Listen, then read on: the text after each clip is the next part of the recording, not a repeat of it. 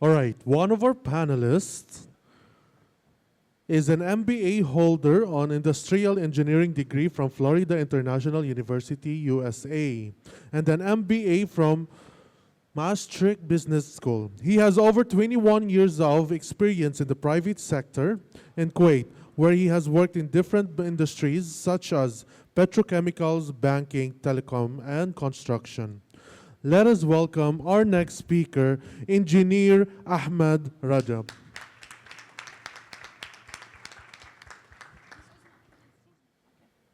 Okay, next speaker is a person who came from KSA. He has, when I asked him to give me a brief about himself, he said that the interesting part of HR, or his passion lies in starting HR department, the challenges and enjoying achievement. He do believe in teamwork and the power of individual. Please welcome me in joining on the stage, Sir Imad Ghazawi, CHRO at Sierra. Our next panelist who holds a PhD in Organizational Change Management and a Master's in Science in Total Quality Management from Cairo University in Egypt. For more than 30 years, he has led and contributed in various projects to assess organizational performance, improve effectiveness, and create great customer and employee experience in the Middle East and North Africa. Please, let us give a warm round of applause for Dr. Mohammed Rabia. Assalamu alaikum. Good morning, everyone. I hope you can all hear me at the back. You know, actually, I don't need a mic. I can promise you that. But I don't want to shout. So thank you, esteemed panel, for being here. Today, we're going to be talking about the future of people management. I think this is a key topic because everybody's curious about, okay, what's coming up? What's next? How do we take this now to the next level? Alhamdulillah, HR has come of age, you know, with the certification programs, you know, all these things are very recent. You know, HR finally has its own body of knowledge, which didn't exist a few years ago. You know, we used to have certifications for every other profession, medical, accounting, IT, what have you. But finally, we have our HR certification also, so that gives a good framework, a good grounding work. But then, okay, what's next? How do we take this to the next level? So my first question for today is, in your opinion, what is the biggest challenge that HR will face in the next decade when it comes to managing talent and fostering a thriving organizational culture? Okay, thank you. Do you hear me? Okay. Thank you for the question. And in fact, I will go back to some of the key points mentioned on the keynote today, this morning. So as we can see, we have the two major parties of the process: the organization and people. So now organizations today have higher expectations than ever from people. So they want to make sure that every investment put there really has a significant impact.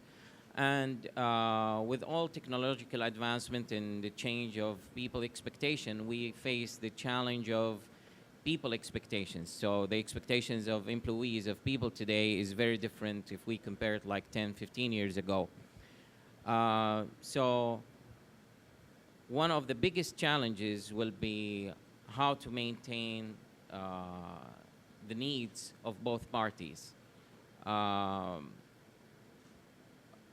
So that's why we will see in the coming years a decrease in some part of the HR services as they will become automated and more self-driven by systems and AI.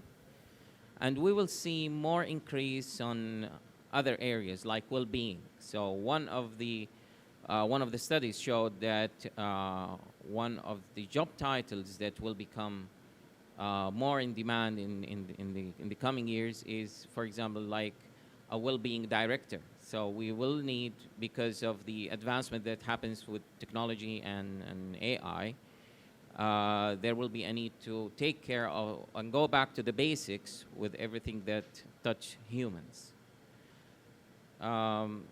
So yes, so these are like among the main consideration that that must be taken whenever building a HR strategy. Like I joined Sierra recently, for example, and when we designed the HR strategy, the two main pillars that we built, or the initiatives below, are around high-performing people and engaged employees. And if we want to balance between these two, then we have to take into consideration everything I just discussed. Yeah. Excellent. Thank you, Dr. Rabi, Ahmed Rajab. Any things that you would like to add, maybe stories around the area that you have from your own personal organizations?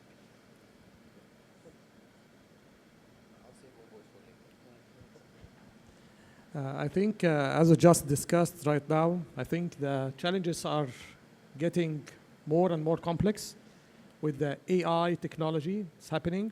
Also, the new generation, Gen Z and millennials, also are giving another aspect to what's going on. I still believe in our organization, people still with the same mindset that was there before. We're still trying to manage people, okay? Looking for productivity, looking for profitability, traditional HR. Only few organizations that are realizing things are changing and started changing their policies, procedures, looking to engage employees more in the planning and execution. Again, fortunately or unfortunately, when we're having our session yesterday about change management, I found many people coming asking about very basic still questions about change management. Say that, okay, you want to implement a new system for IT, and people are resisting. What shall we do? Okay, so this question we were answering more than 20 years ago. Okay, but still we are still in the same phase, like everyone is still not sure what to do in some basic things. It's great, as you said, that now we have certification, we are educating, we are learning, we start for HR people. But HR people want to convey this to the organization as well. Okay, do we have the leaders ready for the changes? They are not ready yet. What they need to do? They need to realize what's going on around them. Okay, now I think nowadays social media and all these aspects, we're still in our organization very far from what's going on social media and how we act in our personal life. Actually, the organization is a reflect from our personal life. So we need to ensure there is alignment. There is increasing awareness of the technology, new technologies, how can we use it, hybrid workforce, remote, people working remotely, people working in different areas, different cultures, okay? So again, I think raising the awareness of what's going on around us and start looking for the different tools and techniques that we can use, this can help us to deal with all these future trends that's coming for the HR. Okay. You know, as one of the people who teaches the HR programs, you know, I always get the question about what is a business partner. And the way I define it, it's not a position in a company, but business partnership is about the business understanding HR and HR understanding the business. So HR people need to raise their business acumen, understanding of the business itself, and then also at the same time, the line managers understanding what is HR. Because I care a lot about what I call self-organization, and specifically as the future of people management, which mostly means that HR has to work themselves out of a job by enabling and fortifying line managers. What do you think of this? And how do you think that this can be changed in the next 3 years? Would you like to take that? Yes. It takes two to tango. So the business must understand HR, like you rightly said, and also HR must act as ambassadors and sit on the table with the business. Back to the business partner definition, the definition has evolved, by the way, through, I would say, the last 10 years. It started as a focal point between HR and business and trying to coordinate the services and deliver the services in an efficient manner. Now, it's more strategic, I would say, in top-notch companies in Kuwait, not all, but it's becoming more strategic. they do have a say on the table, not like before. So it's evolving in the right direction. Okay. Mr. Imad, I remember you told me you had a story about this. Would you like to share that? Sure. So you're talking about the business acumen and the impact of HR leadership. Okay. In some organizations, so taking some real life examples, the HR leader for some organizations are becoming one of the main people who attend the board meetings, which wasn't a practice long time ago. So today they have a say. They are considered in some organization as not only as a business partner, but also as a business leader. Where, and in many situations, in some situations, in fact, recently we hear more and more of CHROs who are successors to CEOs and who became, after some time, CEOs. So we have some real life examples. And this will never happen if the business acumen maturity with the HR leader and the HR team reach the level where they can become a business leader. So absolutely, without having that level of maturity, HR will never become a strategic business leader. So absolutely, it's a very important element. Yeah. Thank you. Would you like to add something? Yes. I think since yesterday, talking about change management again, I see everything is related to change management at the end of the day.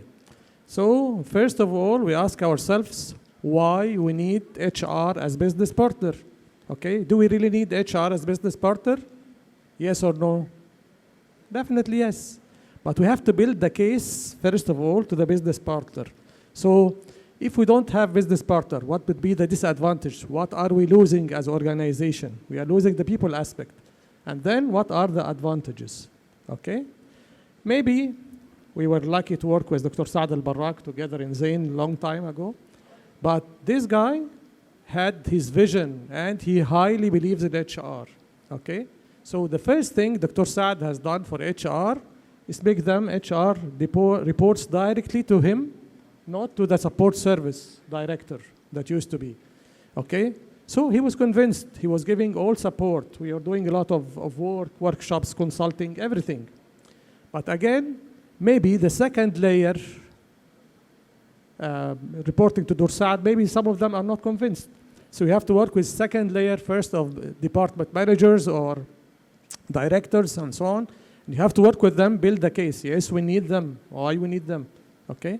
And then you have to build the case with all the other departments. Second, what is the role of HR business partner? What do you need to do? Okay? We have to understand. And then how they can do it. I believe talking about these things in the very nice rooms like we have in the conference room is something, yes, we as HR, we understand it. But the other part, they don't understand it yet, okay? So one of the techniques that we used to do before is to let people be engaged with some of the HR tasks. Like for example, I want to hire someone. So I need this person, okay, as soon as possible. Okay, let one of your people come and work with us, going through the recruitment process itself. See, is it easy? Or we need to look for different CVs and so on. So giving some task to the people in the managerial level to understand how HR is not say suffering, but struggling, okay, to get things done, make them more aware of the role of HR. Okay, and also HR need to have some examples of sometimes you have one of the managers say, I know this person, he's very good, I worked with him together, let's hire him. And HR maybe have a say, or no, I believe, okay. So, have you done, for example, psychometric assessment for this person? No, we don't need it, okay? HR has a say, look, you have to do psychometric assessment first. No, you are complicating the process, let's hire him. Okay, in my previous job, we said this, okay, let me do the psychometric assessment and then do whatever you like. We do the psychometric assessment. I told them, look, this guy has some problems. He likes to take the decisions individually, not depending on anyone, not discussing with anyone. Say, no, I know the guy, you have met him, interviews and everything. In 3 months' time, the problem has raised, and we have to terminate his contract after 6 months. All these problems, all this struggling. So again, we have to build the case, okay? Show them with numbers, with data, with real cases that HR role is important, and if they contribute with you, then you will win and all the organization win. So you're building win-win situation between yourself and all the departments. Since you talked about Zain, I can't let go without saying a story. And building on what Mr. Amr Shalabi said, you know, the trigger has to be the organizational capability, right? And since I was at the center of L&D at Zain, we had a program called Managing at Zain, if you remember, which was, in other words, an HR for non-HR managers, basically teaching every manager that the employee selection, training, development, retention, these are not HR, not just HR's initiatives. These have to be owned by the line managers, okay? And HR is there as an enabler, a supporter, and a facilitator. Okay, so that's where I think, you know, we made that huge difference, you know, just by starting with education of the line managers. Yes, I highly believe, I totally agree on this, and highly believe that you have to build the capabilities of the managers themselves, because currently the managers are, I think, in different era. They are focusing only on their business, their KPIs, and so on. So maybe they don't care or give enough attention to the HR, the people side. Say, performance management, HR. Okay, training, HR, anything is HR, but they don't realize their importance, their role, okay? So one of things is educating them about their role, and second thing, which is more important, okay, it's good advice for everyone, include what you need from the managers in their performance indicators, in their KPIs. If you need them to develop their people, make them something in their KPIs. So at the end of the year, they are evaluated if they are developing their people, motivating them, encouraging any certain behavior. Thank you. That leads me to my next question. As employee expectations shift, how can HR leaders balance these evolving needs with business goals in a rapidly changing landscape? And what do you believe would be the key trends or disruptions that will redefine people management in the next decade? And how should organizations prepare for them today? Mr. Ahmed? Yes. Well, first, apology for my voice. I had a singing contest yesterday. No. Trends, key trends. Yes, it's rapidly changing landscape. Everything is changing exponentially, of course, and we have to catch up. And the key trends that I see today happening, I would say number one is working remotely. Remote working has become more important after COVID-19, of course, and become more normal and accepted by business. And in order to be prepared for and attract talent, you need to adapt this. You need it. I mean, by hooks or crooks. By prepare the policy. Yeah. By prepare the policy, for example. Now, whatever you want to say, whether you want to limit it to once a week or twice a week, you want to limit it to management, you want to limit it to business nature or whatever, there is no right or wrong here, but whatever you want to say, write it down in the policy. And the policy should pave the road for working remotely. In the same time, work on the infrastructure. You need the people who work remotely have access to shared folders, have access to ERP, have access to their files in a convenient manner and an efficient manner. So you need to invest in infrastructure as well. That's how you become prepared for the working remotely. Second trend I would see happening currently is, of course, DEI. Diversity, equity, and inclusion is becoming more crucial than ever. Societies are striving to diversify and include everyone, and it's proven that it's successful. It's proven that companies who adopt DEI are able to achieve better financial reward. So now it's becoming more crucial. Now what do? Do you just go hire more females? Do you hire more different generations? Yes, but the thing is, when you want to change your hiring techniques or hire methods, attract the different backgrounds. Not only aim for different skin color or different age or more females. Attract the different backgrounds, and you'll be surprised. You see many different backgrounds within the same generation. So you attract the mindset, the different mindset, not just attract the different skin color. Once they are on board, طبعاً, of course, the key, not to forget to put this in a strategy, huh? Not just a random initiative that comes along with the HR director. If the HR director leaves today, this stops. No, you need to make it sustainable. So once you are able to diversify your talents and bring them on board, you need to make them inclusive. And what's the meaning of inclusion today? Inclusion is, okay, fine, I hire more females, but do they have the right to speak? Are they being heard? Do they have a seat on the table? Fine, if look at the boards today in most of companies here in Kuwait. How many females are on the board? One or none? Let's say we have one, but is this female is able to speak? And if she speaks, are we hear her? Do we hear her? Do we give her the exactly equal opportunity like we're giving the males? This is inclusion. And the way you deal with inclusion is change the mindset, raise awareness, hire the people with the right mindset for inclusion, not just having seminars and maybe talk about diversity and inclusion. You can do that anytime, but it comes with a strategy. It comes with hiring the right people who will help you to reach DEI. I think this is second trend. Third trend that I think it's also important is mental health and well-being, and we all talk about mental health and well-being. In fact, this is the month of November. October also was mental health month. Mental health is a lot more than just speaking about mental health. I'm not going to say hiring psychiatrists, although you could do that, and I know some companies did that, but maybe you can embed the role of therapist psychiatrists in the organization. Meaning, for example, you have coaching programs, you have mentorship programs in some companies. Why not, if you select actually the mentorship, the mentor, if you select him or her to be really good mentor, you may overlook the need for psychiatrists and therapists, because if he does his job perfectly and able to contain and embrace this mentee, you can have a nice relationship, and you can avoid problems in the emotional well-being and mental well-being.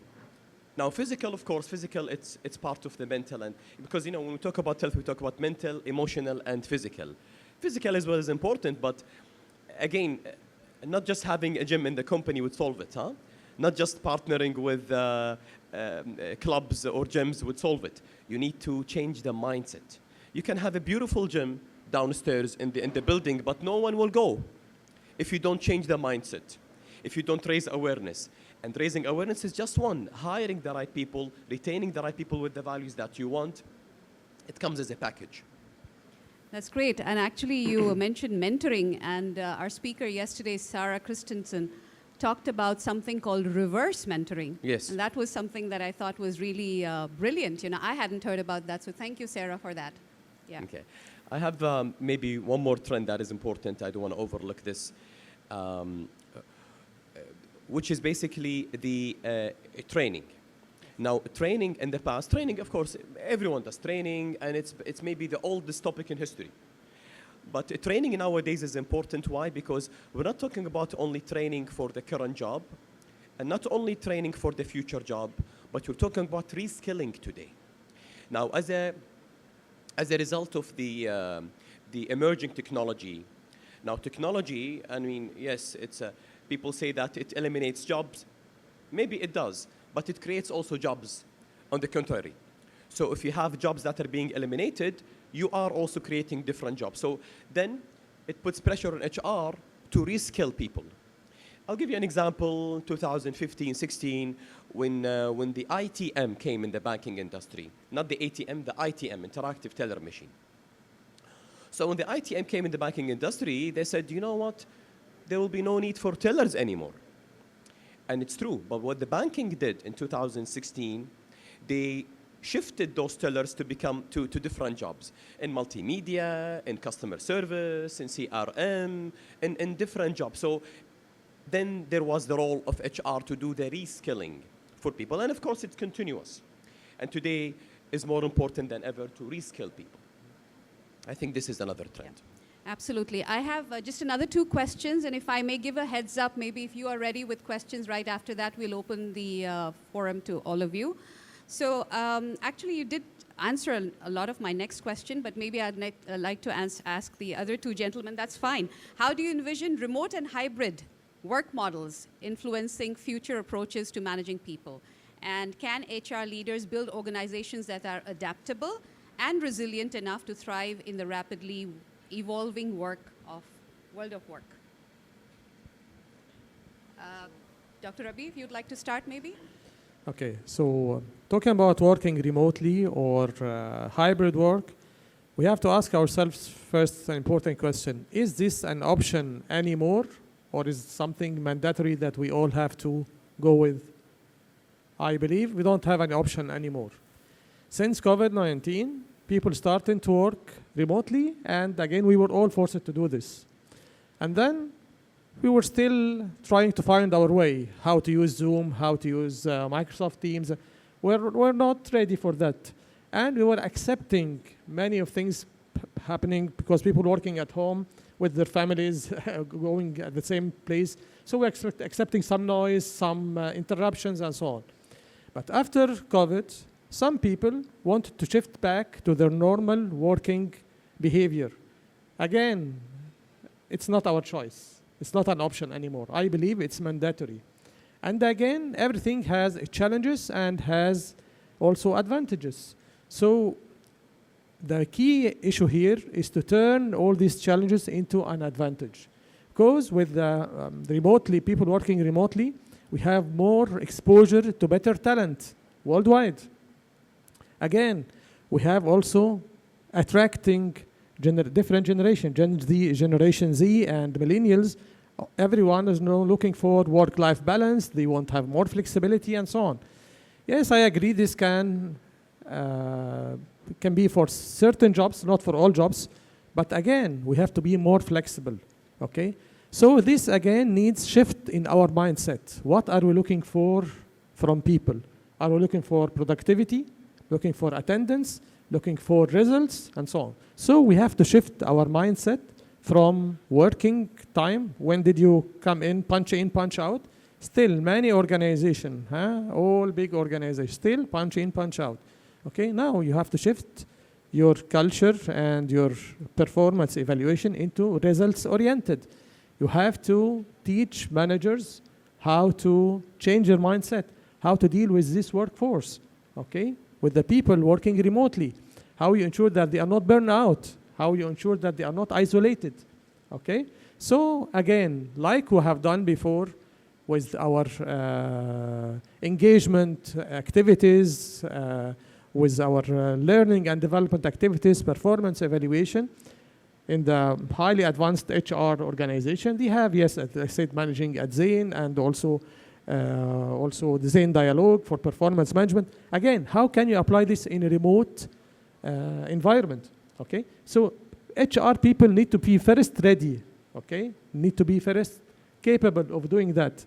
Then they have to improve the capabilities of the managerial and top management about how can they deal with this. How can they use the tools and technology? Because up till now, we don't use, yes, we have Microsoft Teams or Zoom, and we start doing this session, maybe right on chatting, but we are not utilizing the tools to keep people engaged, okay?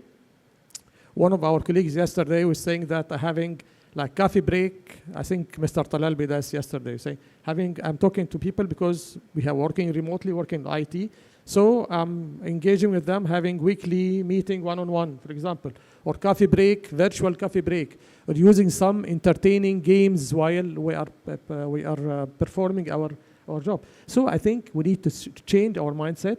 We need to learn first how can utilize the tools, and also how can make this engaging and take this as an opportunity, not as a challenge. Nowadays, I know many good people, they don't accept to join. If you have these hours, working hours, you have to come, even trying to be flexible. Say, you can better, instead of coming 7:30, you come 8:30. I don't see this as flexibility. Again, you have to come at work. Again, you have to check which jobs you can still provide the opportunity for people to work remotely. You have to be more flexible and see exactly what you need from this job. And again, you have to align your policies, procedures, performance management system, and all rewarding and recognition to ensure that you are including everyone in this. Thank you. My last question for today is, what strategies can HR use to stay competitive in the talent-driven market and build resilient and adaptable teams? I do think that you all have covered a little bit more, but maybe, Imad, if you would like to add anything more on this, or any of you. Yeah, sure. So as I mentioned, really, again here, every HR strategy differs from organization to organization, from industry to industry. What's very exciting really here, I share real life recent story. I was a member of judging panel judging one of the HR awards.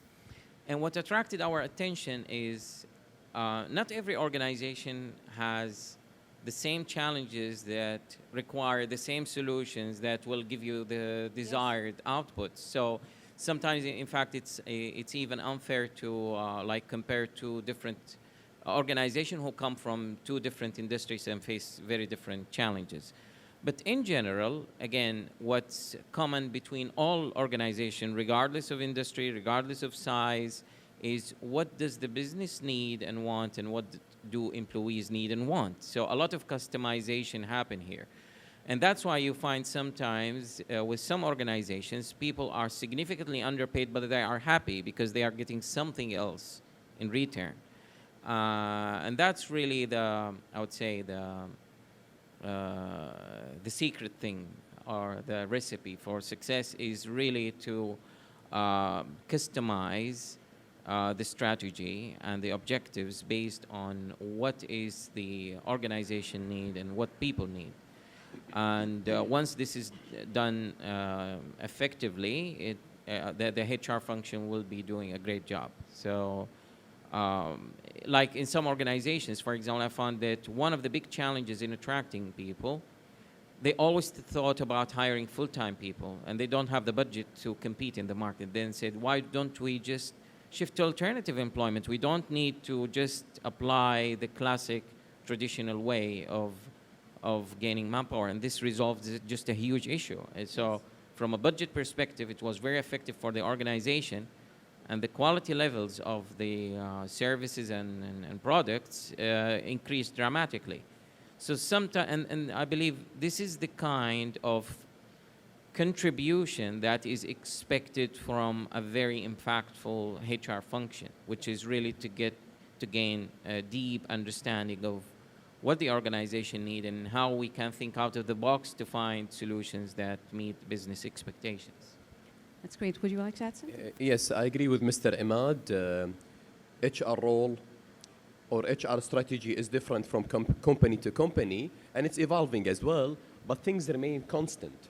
The things that remain constant are you will have to develop the leaders that will develop the business to achieve its goals. This is the ultimate target that we have in HR human resources.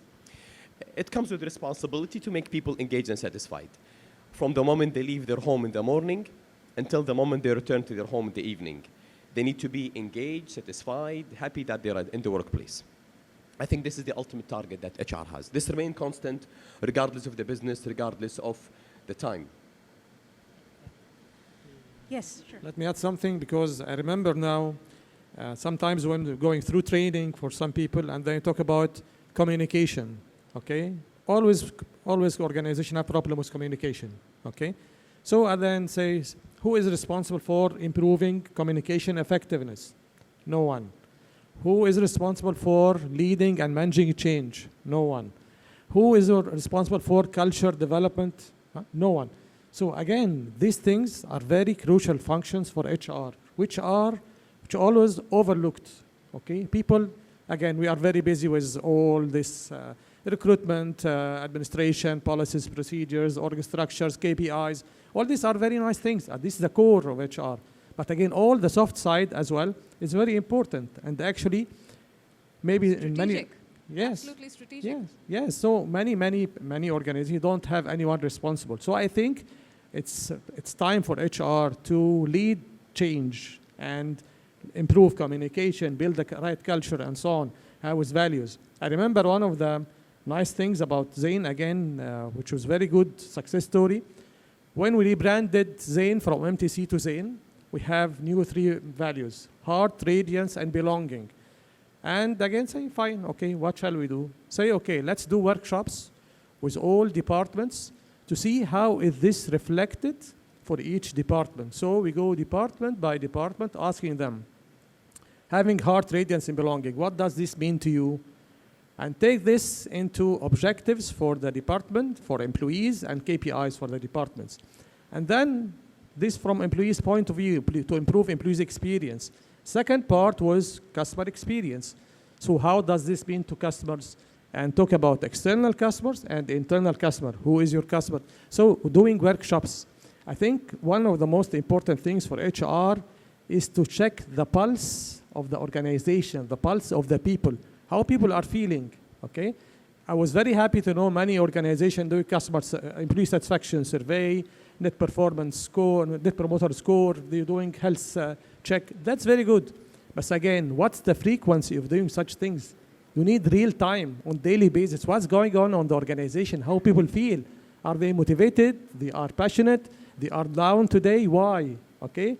And also trying to personalize recognition, performance, results, and everything. It's very important. It's not one size fits all. Okay? I highly believe that HR has very big role to play, which is not yet being played with all the efforts. There is a lot of opportunities for growth and improvement for HR, understanding the business, make the business understand them, understanding employees and their concerns, their personalized issues, okay, and how to deal with that. I believe there is a good opportunity, but we have to change our mindset first, learn ourselves first as HR professionals, and then go through the organization. Yeah. Thank you. That's great. Any questions from the audience? Can we have a mic there, please, for Andre?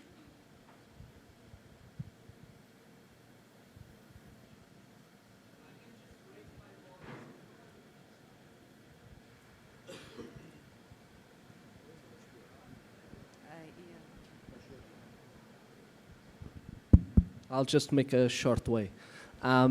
So I actually have a challenging question, and because of the team being the future of people management, I would like to hear from whoever in the panel wish to respond. Could you tell me how you view HR 100 years from now? I would love to hear from you, since nowadays we start to see self-driven taxis, which I think the HR capital needed to manage those self-driven taxis will be much lower. So please, 100 years from now. Thank you. Okay, I'll answer this. Definitely not robots, because for every other job, possibly we'll have robots, but HR, definitely not robots because of the emotional part of the job. The emotional part, the empathy, the listening, the active listening, these things cannot be replaced. I think everything else may be replaced. Is this recorded live? Everything else may be replaced, but not the emotional part of the job that comes along with the HR human resources. Now in 100D is who?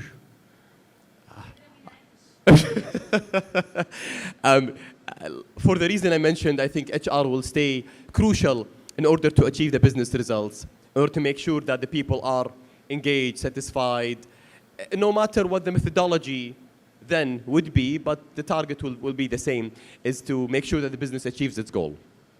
Yeah, guys. Niall, you have a question? Can we give a mic to Niall, please? Okay, so yeah, we'll come back to you. Go ahead. Here, please go ahead. Okay. First of all, thank you very much for bringing the future of bringing the idea for the panel. It's very nice. My question for Mr. Ahmed. First of all, thank you very much for bringing the perspective for integral intelligence centers on the floor. Okay, when you speak about how we can integrate it, the emotional intelligence and mind intelligence and the gut intelligence, which is very hard. Okay, Can you give us more tip about how to implement that on the floor? Okay, so you want to attract the right talents, that's your question, right? And retain them and develop them. Correct, it's the whole journey. You have to have a role model in place. A role model in the organization that you trust, that resembles the right values. So everyone that comes to the organization, you know, they might have the values at the time of hiring, but in order to make it sustainable, you need to have a role model in place. And the role model, somebody they're looking up to. A leader, one of the leaders, not necessarily the CEO, but one of the leaders should resemble these values that you want to make sure they're part of the organization. Whatever the values are. And if you want to shed light on the emotional part, like empathy, integrity, active listening, and all these things, you have to have the role model. I think this is a key. Also recognize people with the right values. So if you see people with the right values that you want to have in your organization, you need to make sure that you get them recognized. And not talking about monetary only. Many things you could do to recognize people with the right values. Thank Thank you. Nael? Thank you for this great discussions. Actually, my question is for the same concept. Nael, can you speak up? We can't hear you here. Can you Yes, stand up, please, if you don't mind? Can you stand up? Thank you. Thank you. What could be the most effective tools and techniques to measure the people management nowadays and in the future? Guys, you want me to answer this? Will I? From the top of my mind, the engagement surveys remain necessary. Remain is a must. This is one of the tools that I personally use to measure the relationship between management and people, and what can you do? It gives you a roadmap. So after you do the assessment, whatever it is, engagement survey, satisfaction, you can name it whatever name you want, it gives you a roadmap of what you are going to do and focus on in terms of correcting this relationship that you want to see between management and people. In addition, of course, psychometric tests remain necessary that you also could do to make sure that you have the right people in place. I think those are the tools that come to my mind. Yeah, totally agree. I think listening to employees' voice accurately and without any bias, and especially as you mentioned, sometimes I really focus a lot when opening the channel to hear from people that we use a third party who make sure that we have anonymous feedback from people. I think that's a major contributor to making sure that we hear a genuine voice of our people. Things like those organizations who provide the organizational culture surveys. Of course, plus the metrics of the business and how we make these correlations. And I don't think this is an easy task. It's always one of the most difficult tasks when we discuss with HR leaders or business leaders. Okay, you did this, what is the impact on business? Or what can we do to change to make sure the contribution of people have a clear correlation? So yeah, I believe that the voice of people plus the analytics of the business are what makes us make. Yes. I highly believe in measurement because they say that you cannot control something you don't measure. So if you cannot measure it, you cannot control it, you cannot manage it, you cannot improve it. So you need to have measurement in all aspects. And again, I refer back to Dr. Amr Shalabi's presentation, the balanced scorecard. Again, here I'm talking technically, okay? Yes, there are some financial aspects, process efficiency, customer satisfaction, and people satisfaction or people capabilities. So we have to balance, okay? And I highly believe HR is still missing the part of talking the same language of the top management, which is mainly financials, okay? I know it's hard, but we have to do it anyhow. We have to correlate and see what are the benefits, okay? So this from one aspect. The other aspect, it's not all about quantitative measures, about qualitative measures as well. As we said, if we have a tool that can give us the pulse of the organization, what are their impressions today? Like what we do in Instagram or Facebook, how people are feeling today. Give us your feeling. Great morning. People are agreeing, yes, it's great morning. Having nice coffee. Again, it's trying to engage them. We are living two separate lives. That's our life in the personal life, with all we are on social media, sharing our ideas, thoughts. And at work, you focus only at work. No, we need you to be engaged, seeing also how people are reacting, what are their main feelings, what are their emotions, and so on. So I highly believe the qualitative part is also important. Again, this comes not only from the direct measures, but again, being the managers need to be close to the employees, seeing what's going on. HR need to see what's going on in the organization, going through all departments. One last question. Thank you very much for having this interesting discussion. Can I request you to please stand up and speak a little louder? I can smell, I have a concern about the generation differences. We can smell this from the questions, type of questions coming from Minna, from Andrea, and from Mansour.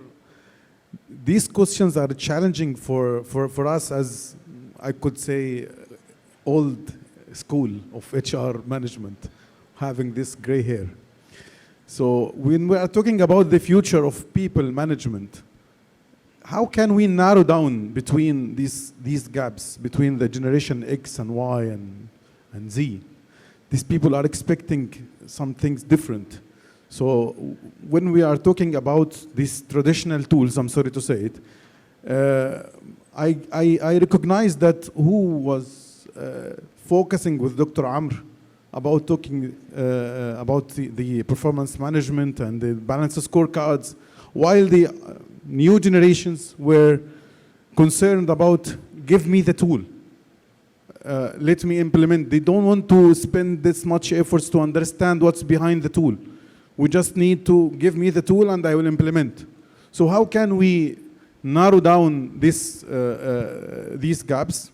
The question is for Dr. Rabia and for Mr. Ahmed. I want to ask you about, you mentioned to the implementation of learning and development and training, and how can we use the alignment of the HR initiatives to the business, considering the challenge of the same concern. It's about the different generation, because when you are talking to a new generation and telling them, I'm going to send you to training, it has become an old and obsolete solutions. So sorry for long questions. Are you saying that Minna and Mansour are young or old? Young. No, just to get this young. I'm young. Okay. New generation. Okay, let's just get this straight. Okay. Okay. I would say my answer. There are two ways: informal and formal. Informal, have them communicate, do events where they can socialize, come close together. Because keep in mind, at first place, when they come on board, the Generation X would stay together, Millennials will stay together, Generation Z would stay together. There is no mixing at first place.